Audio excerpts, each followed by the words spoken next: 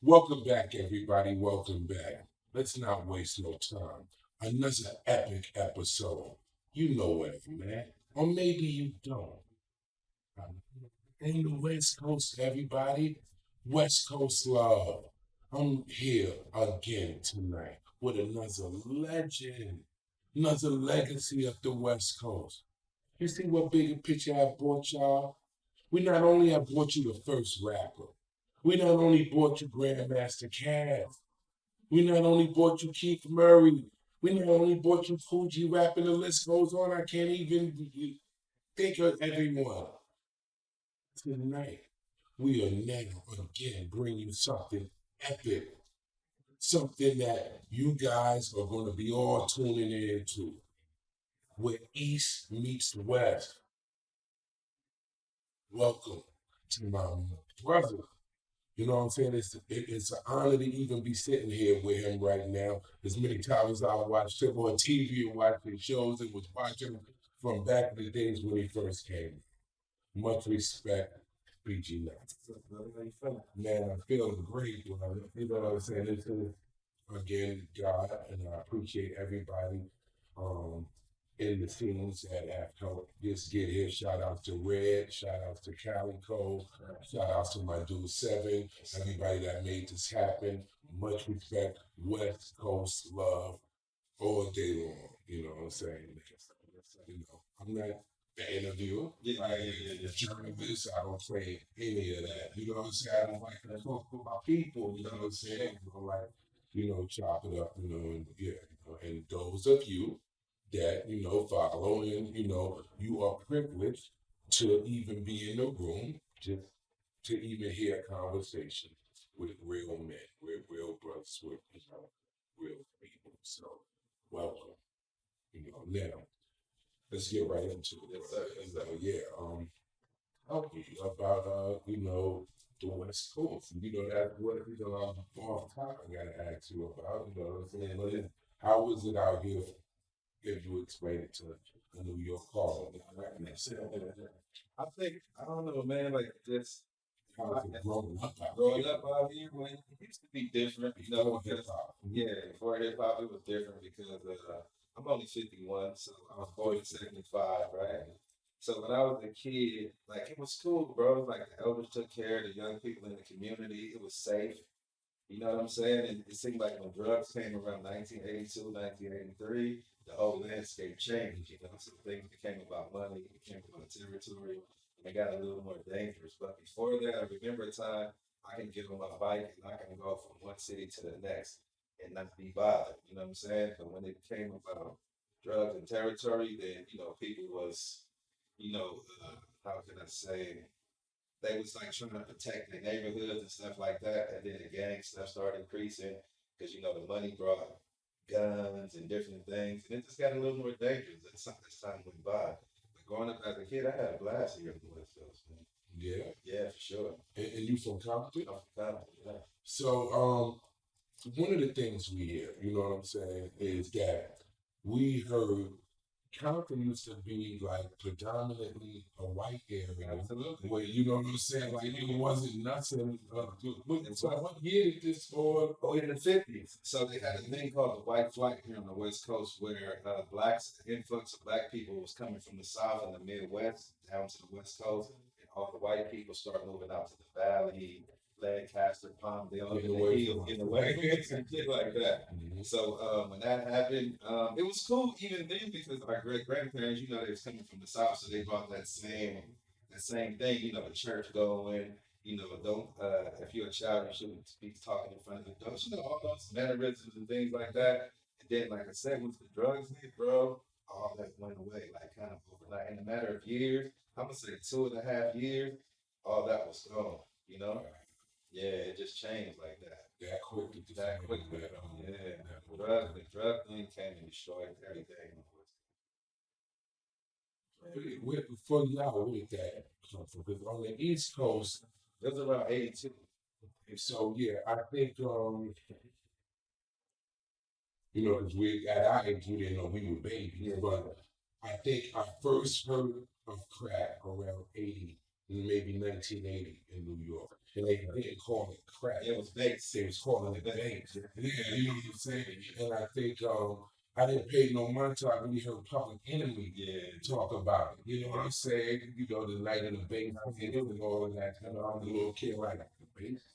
You know what I'm saying? You know, so that was do you think that was something that was planted in the community? Absolutely. Now we absolutely know that well, crack cocaine was developed in one of the colleges. I don't know if it was USC or UCLA, but that was actually developed and unleashed on the public. Because when they was freebasing, it was a whole different type of thing. Before freebasing, they was just snorting powder, but it was a rich man's high. You know, black people couldn't really afford that shit. But then when they made it, you know, they brought it down to its lowest quality. Then black people was able to indulge, and it was like a pouring drug at first. But then with crack, when they started mixing it with the baking soda, it was a different type of chemistry. You know what I mean? And then you know we just start seeing our parents, our uncles, and our aunties selling their bodies for it. You know what I'm saying? And it just went downhill, bro. Yeah, it's definitely a dark world. Yeah, you know what I'm saying? And I think many of us entered into that realm of darkness unaware. Yeah, you know what I'm saying? You know, the devil's a liar. Absolutely. You know what I'm saying? And he always will, you know, especially when we're children, you know, get in the child's mind. So, they're indoctrinated. you know, exactly. You know, the child mind is like a sponge. Exactly. Once it sucks that out, you know, it damages the mind. You know, he puts us out there. You do this because most of us come from poor. Exactly. You know, that was the Lord. Yeah, exactly. You know what I'm saying? You know, I want to sneakers, exactly. Clothes. I want to be like, you know, how can you blame a poor person when they got this product that they can go sell and get something that they couldn't get the day before? Yeah. You know what I'm saying? You can't really blame them. And not realizing what you're doing in the community at the same time, you know? Mm-hmm. Yeah. So, how was it for you growing up? Did you end up falling a victim of? Oh, for sure. Yeah, my man, listen, my grandparents, you know, taught their children how to do it, and in turn, it trickled down to us. You know what I'm saying? So we got it from our family. It wasn't nobody on the street, like a homie or somebody who was looking up to. It was in our household. You know, when I was a kid and I read sometimes, you know, you be outside playing and then you get thirsty and you just bust the door open. One time I busted the back door open, it was a mountain. I thought it was sugar, a mountain of powder. I didn't know. I remember stopping and running in and just looked at it. And I said, oh, and then I still went and got my water. When I grew up, I was like, yo, you know what I mean? So it was like it was handed down from the family on my end. What was the moment that you first realized that the game was ready, that it was something beyond what just like skating? As a young adult, so around 19 and 20 when it really started clicking to me like that it was a setup. You know what I mean? Because it was like I said, like you got young black kids. Like I remember it was dudes. I'm in the '80s. I'm born in '75, so by '85 I was 10. So about 87, 88, I'm about 30, going into 13, 14 years old. And I remember it was dudes that was like 12 years old making all of this money. They was buying the elite scooters. And I was like, damn, if I was just 2 years older, I can get that too. You know what I'm saying? So I couldn't wait to be 13. You know what I'm saying? But I didn't realize it was a setup until I started like reading and trying to, you know, just want to know and do better with myself. Instead of getting catching cases, going to jail. And I'm like, damn, I don't want to go to prison for the rest of my life. And I just started trying to learn. And then I would go to the Nation of Islam little meetings sometime at their mosque and hear them talk. And they was opening my eyes up to what was really going on. I was naive to that shit. I didn't really know. I thought this is what it was. I didn't know it was wrong, you know what I'm saying? None of that shit. Until, you know, they were showing me different. Then I just started, you know, analyzing and thinking about it like, damn, this shit ain't right. Because I remember my OGs talking about walking along the train tracks in LA, and it was these barrels. I guess the trains would kind of drop off.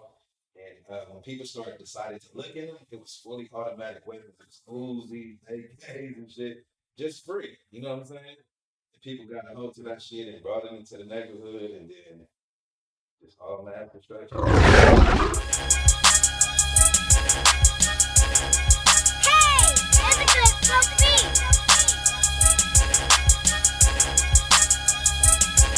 said, get 'em, get 'em, get 'em. I'm gonna get 'em, hit 'em, get 'em. I said, how can a posse be this hostile? With no home training, you know I'll pop you. Stop your breathing and close your nostrils. Plot your death while I read the gospels. You're a hassle, you dirty rascal. You wanna wrestle, what's about the tassel? My cerebral, see no evil. You can't be a boss if you're weak and feeble. See, show 'em bigger, I'm bona fide.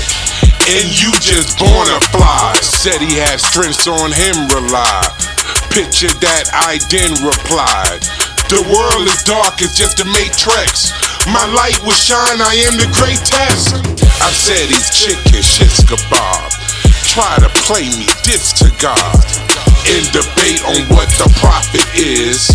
As I squeeze esophagus. Get 'em.